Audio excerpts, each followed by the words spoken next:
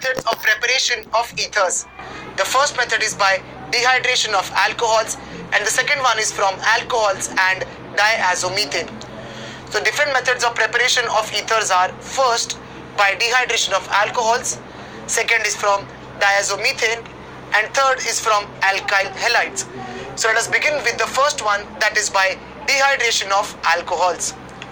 So now we are doing the preparation of ethers. The first one is from alcohols, and we will do this by intermolecular dehydration. So for example, let us take ethanol, and since it is intermolecular, we would require at least one more molecule of ethanol. So we have two molecules of ethanol. Now we treat this with concentrated H2SO4 at 413 Kelvin. We know that conc H2SO4 is a very good dehydrating agent.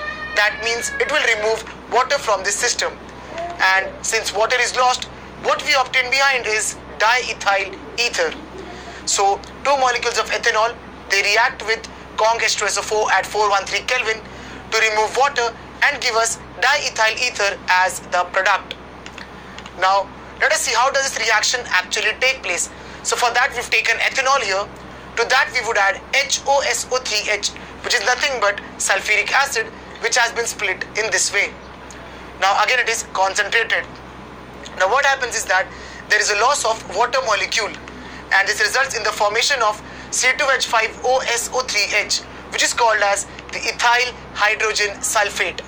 Now this ethyl hydrogen sulfate reacts with another molecule of alcohol again to remove H2SO4 at 413 Kelvin.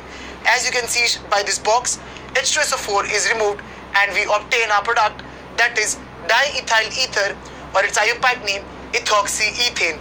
Now as you can see that in the second step, H2SO4 is obtained back. It can be used for the first step of another system. Hence this process is called as continuous etherification process. Now let us have a look at the mechanism of this reaction. How does it actually take place? In the first step, what happens is that there is protonation of alcohol. So the first molecule of alcohol that we have here, it undergoes protonation given by the H plus of the sulfuric acid. This takes place very fast. So we get protonated alcohol as the product. Now we can see that the oxygen here has 3 bonds and it is positively charged, making this species highly unstable. So in the second step, what happens is that we have a nucleophilic attack on the protonated alcohol. So we have the other molecule of alcohol, it attacks the protonated alcohol in this manner.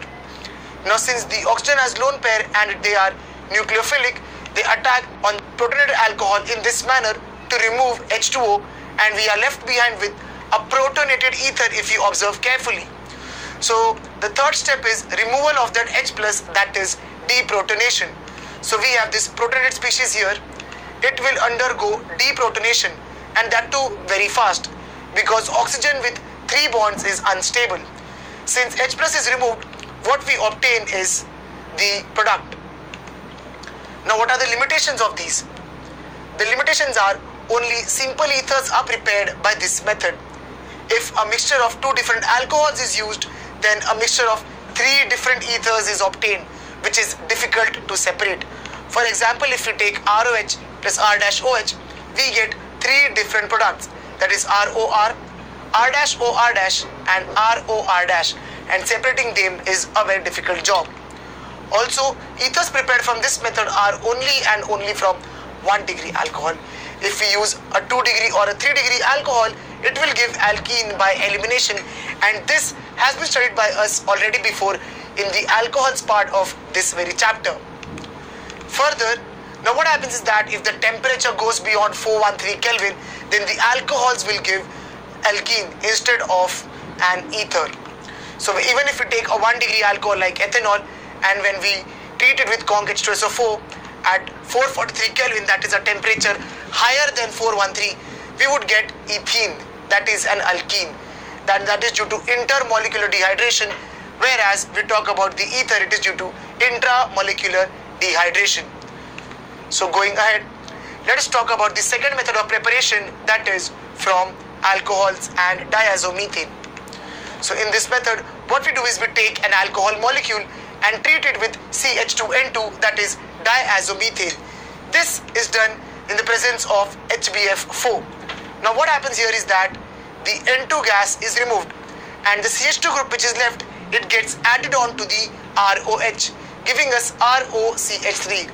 So mind you, one side of the ether group will always be CH3. For example, let us take methyl alcohol, that is CH3OH.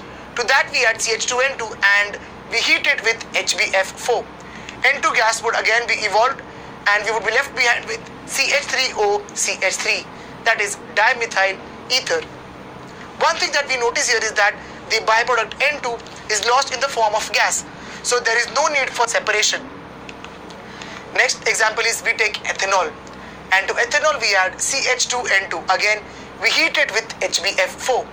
Now N2 gas is lost again, and what we are left behind with is C2H5OCH3, that is ethyl methyl ether. Now the limitation of this method is that only methyl ethers are obtained by this method and diethyl ether cannot be prepared by this method.